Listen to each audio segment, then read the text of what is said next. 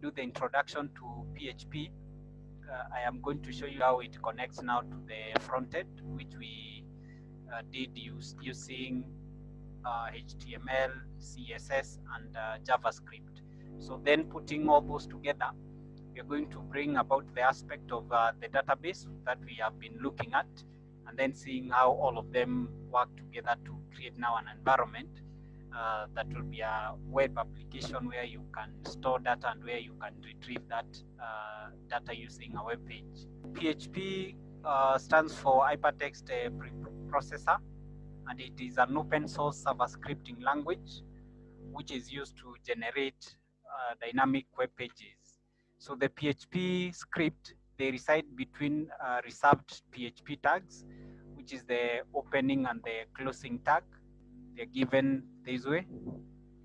So every code that you're going to be writing, we are going to be putting it between those tags. And this allows the programmer to embed the PHP script within HTML pages. So the PHP script are executed on the server, and that's why we are calling it a server-side scripting language, which means it's going to help us to get any request that a user gives, then it can handle that request and give the feedback to the user.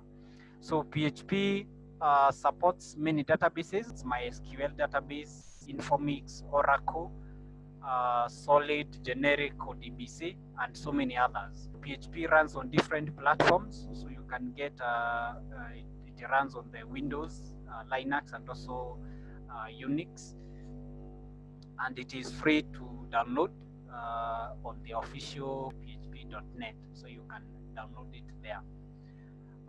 So what can be accomplished by PHP is that, one, it will help us to generate dynamic page content. It will also help us to create, to open, to read, to write, and even close files on the server. So these are operations that you can do with the PHP on the server. PHP will also help us to create forms that can collect data. It will also help us to set and receive cookies. PHP will also help us to add data, delete, modify, and do what we call the CRUD operations. That is the create, read, update, and delete operations within a database. PHP can be used to control user access, and it can also be used to encrypt data. The way you set up and run a PHP program, the first thing will be to install PHP. This one can be achieved through the XAMPP or the WAMP package. So if you're installing it through the XAMPP or the WAMP, then it becomes part of whatever is installed in that package. PHP will be part of what is installed, and that is what is shown here. PHP will be also installed. XAMPP, as we saw in the previous installation for the MySQL, also comes with MySQL and the Apache, which you are going to require for your database. After that, you need to run Apache server, and after you run the Apache server, that is through the XAMPP control panel, then you can access your PHP programs. You need to store them within the XAMPP htdocs folder.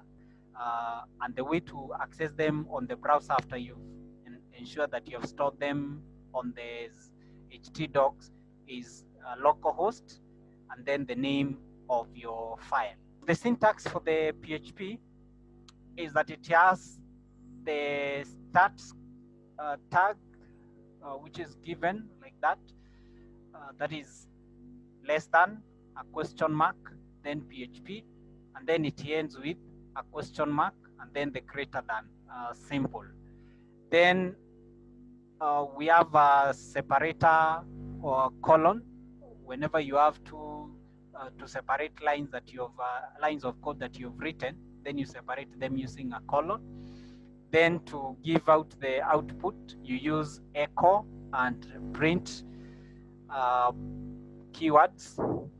These are reserved keywords within PHP, and you can see some of the other reserved keywords, something like if, else, while, and we're going to be seeing more of that.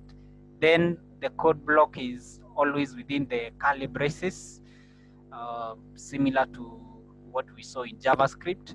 So white spaces are generally ignored, and they are mainly used for making your code readable. Then the comments within PHP, they are either in terms of 2 double lines.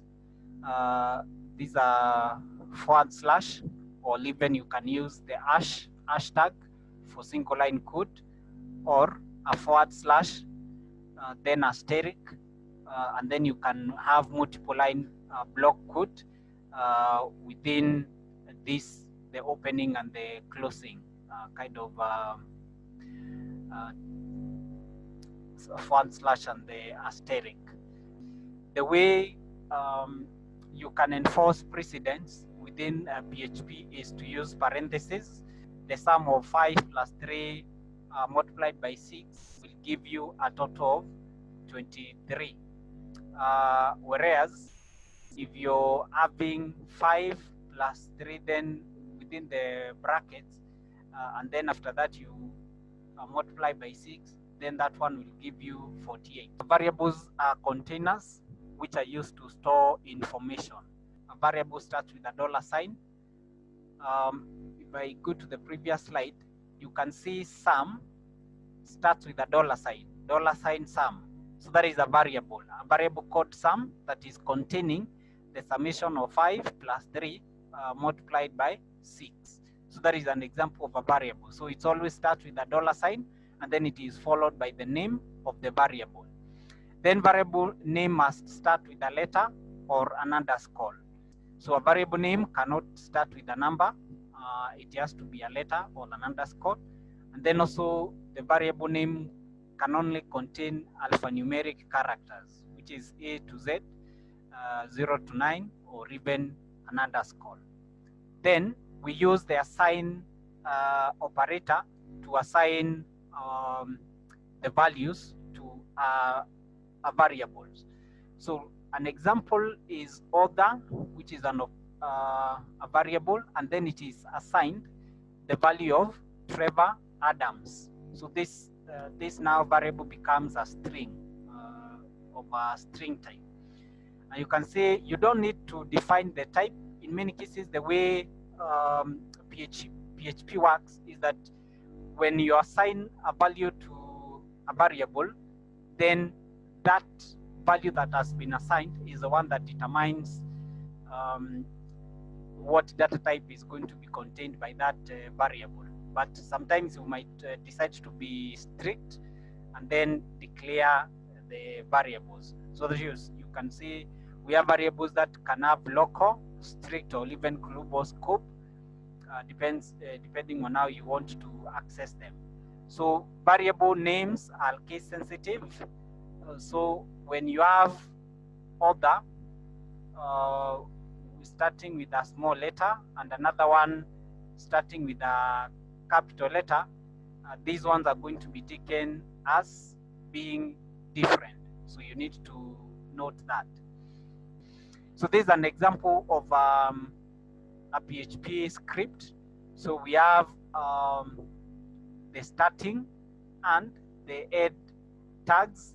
So every other code that you need to write is supposed to be within those tags. So you can see an example of a variable that has been declared, which is called order, and then it has been assigned the values of Trevor Adams. So we have the assignment simple there, and you can see at the end of every line we have the semicolon that we talked about that is used to separate lines. We have another variable that has been declared. The way we give an output is through the echo. So echo, then this is going to echo the variable that is given by order. So the different data types that you can find in PHP, one is a string, and you can see an example given. Another one is an integer, and you can see an example of an integer. So we declare a variable x, and then we give the integer value there. Then we have the float. float also comes together with what we call a double. The difference is in the point numbers that they can contain. So integers are all numbers, whereas float have decimal places. So you can see examples. Then we have the Boolean data type, which is going to be containing a value that is either true or false. Then we have arrays. Array contain data that is related and that is grouped together. An example of an array, and array is created using the keyword array. Then we have an object contains data pairs, and at the same time it contains methods. And we said methods are functions that operate on the data. Then we also have a data type which we call null, and the null means that it doesn't contain anything. Constants are a special kind of variables that cannot be changed. So after you've defined the variable, then you can use it throughout the program and it is not going to be changing because the value has already been predefined and that is what is going to be contained. So you use them for named items that are not going to change over time, and constants automatically global across the entire script. The way to define this is to use the define function. So define, then you have the name of the variable, you give the value, and you state whether it is case sensitive or not. So an example is you define miles.com and then you give it a value of 1.6. Now, when you've defined this and you left it without the third variable, which is supposed to be either true or false, it means when you use either the miles.com, then this one is going to be case sensitive, which means if you use something else that is not as the name given, then it's not going to give you the value that you'd want. But when you define something like hello, then welcome to PHP, and then you've said it is true that it is case insensitive, then it means whether you use hello in caps or use hello in small letters, the value still is going to be given. Now, when you're using this constant after it has been defined, you don't need to use the $sign. We have the mathematical operators, which is addition, subtraction, multiplication, division, and modulus. Then we have what we call string concatenation, which is done using the $sign. I had already mentioned that. So we have a car, which is assigned the value of seat.altia. So the dot here is the one, or the period is the one that is used to concatenate the two strings and make them one. Then also we have the operations that work on the Boolean.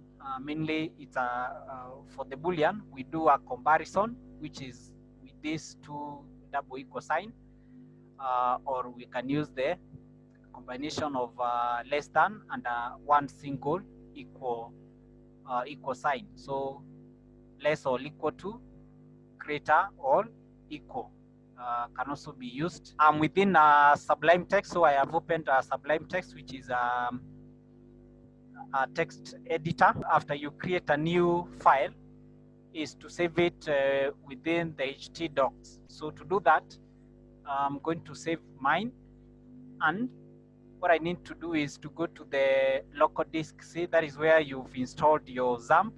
So I go to the XAMPP folder, and then within the XAMPP folder, you go to htdocs.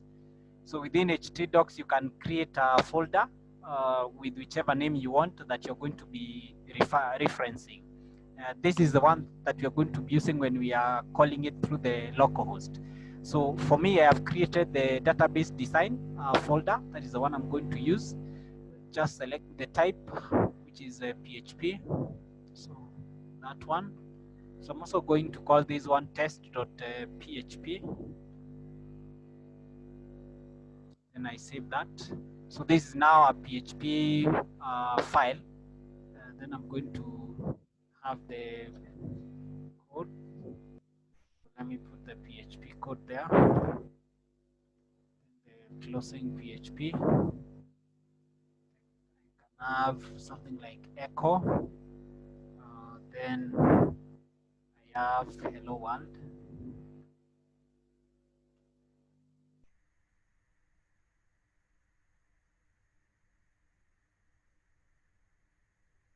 I can have the closing. So I have the test.php. So I go to the browser. I go to the localhost, and after I have typed the localhost, I need to give now the name of the folder that I have created. So my folder is database design, and then the file that I want to run is test.php.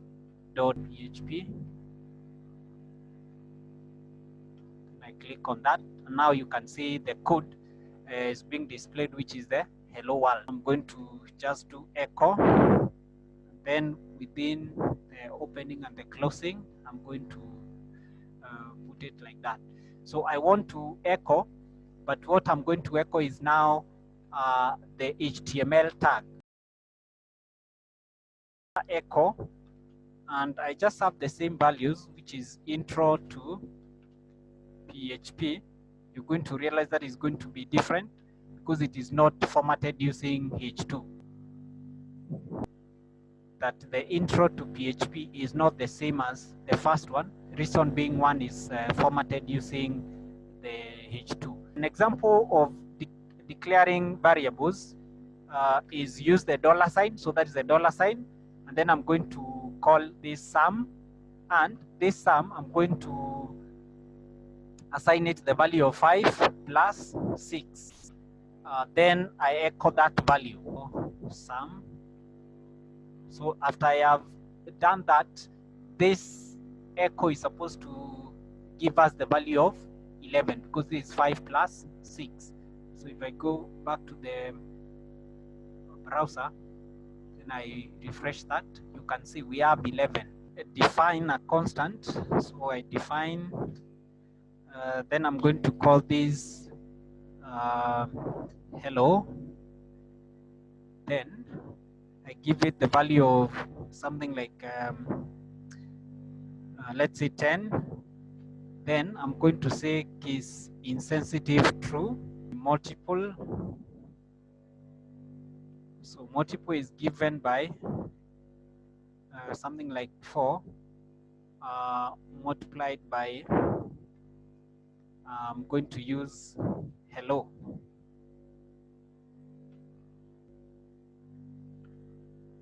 See what value it's going to give us.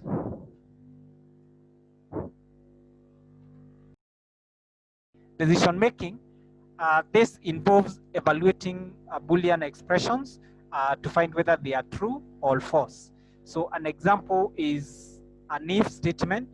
So you want to know if you're hungry, then you eat. That is in case you're hungry. So we want to check whether it is true you're hungry. Then you can eat. Probably if you're not, then you don't need to eat. So the basic thing is that we initialize it being false, and then we compare it with the value that is valid or whatever we want to achieve. So this decision making can be achieved by one of the statement is the if statement. So the if statement performs a conditional branch. So it is going to be checking if the Boolean expression is true, then it performs a certain command. If it is not, then it performs the command that is going to be false. And we have, we have the example given. So we have a date, which is in terms of hours. So we have taken, so this is an example of a function which is a date. Date is a function, and this date is going to generate the hour. So the hour that is given is assigned to a variable t that has been declared. So what we are trying to do is to check if this hour is less than 10, then we are going to echo have a good morning. But if this date or the hour that this function generate hour is going to be less than value that is equal to 20, then we are going to say have a good day. Else, if the value is not any of whatever has been given at the top there, then we are going to have a good night. We have a variable t, then we assign it a function date. So date is a time, and what we are interested in is the number of hours. So the hours can be either all the way from 0 all the way to 23 to mean the 24 hours. So we want to check if the date, so the variable here is t, if this is less than 10, then the block of code we are going to see here is you echo good morning. So if else if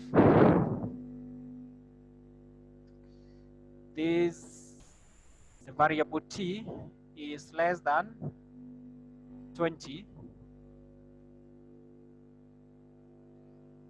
then you're going to say, you're going to echo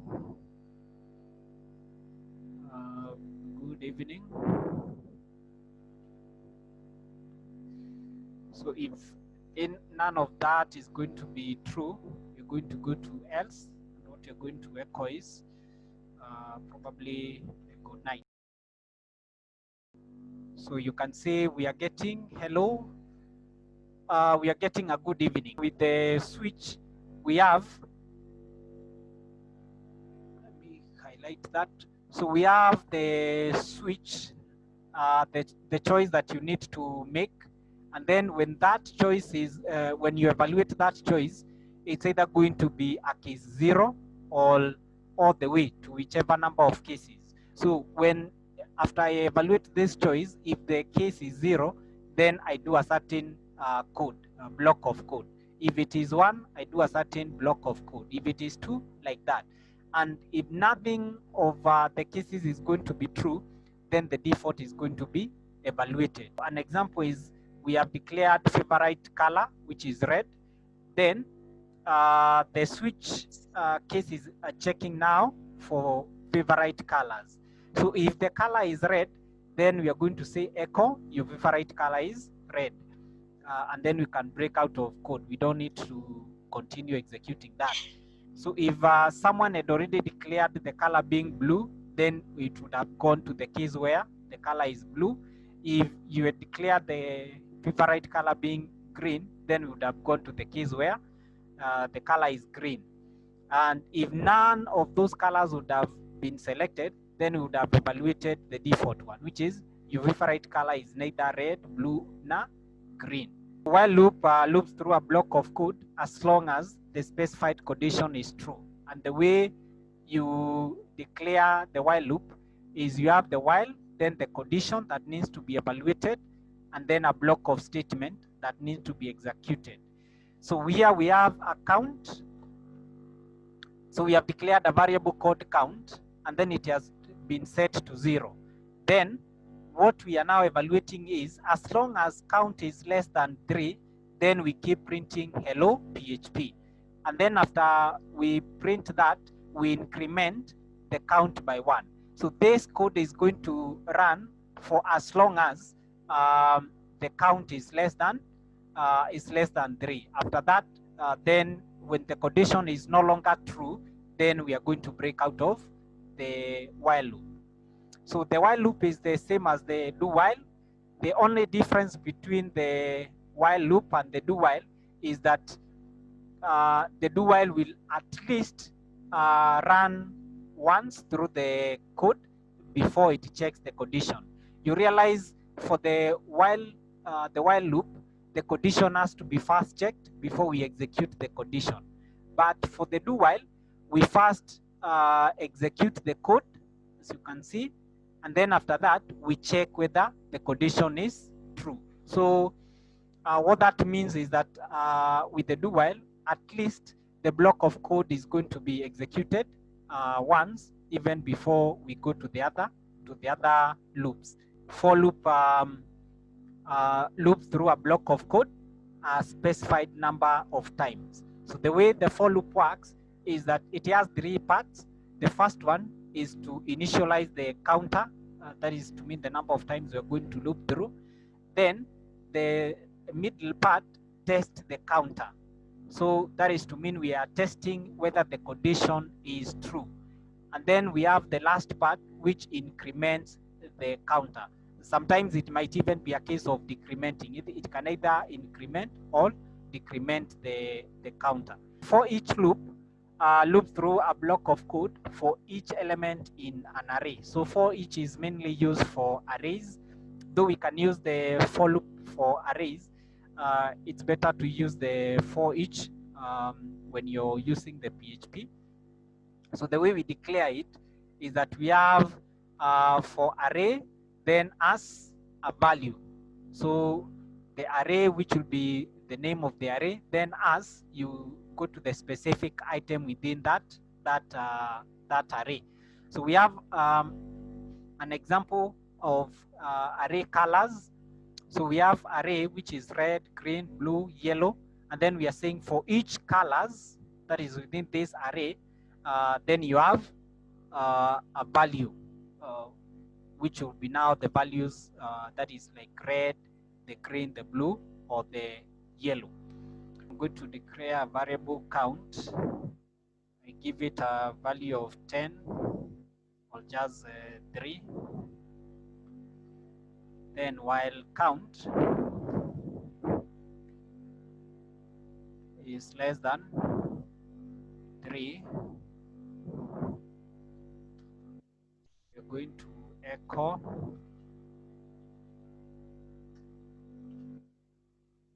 this counter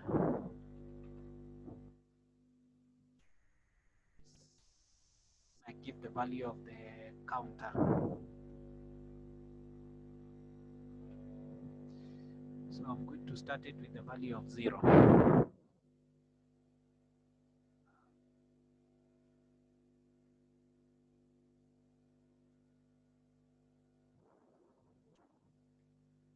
Let me use the is greater or equal to 3. So I'm going to create an array called cars. So array is a function.